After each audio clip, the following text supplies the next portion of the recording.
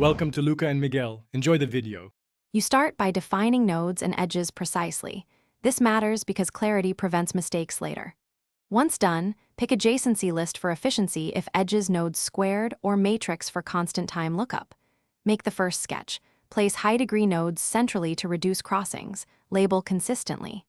Next, translate your sketch to a formal edge list and assign weights or directions. Make sure to index nodes from 0 or 1, be consistent. Inconsistent indexing is a common source of bugs. You now implement the structure in code or on paper because correct data layout speeds up algorithms. For each input edge, insert neighbor entries and if weighted, store weight alongside. If directed, add only one direction. Once inserted, compute degrees and run BFS from a sample node to confirm connectivity. This validates orientation and indexing.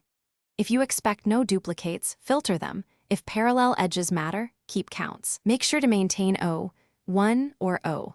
Log n operations where possible. You finish by refining the graph for use. Tidy placement for readability, thickness or color for weights, and arrows for directionality. Then optimize memory.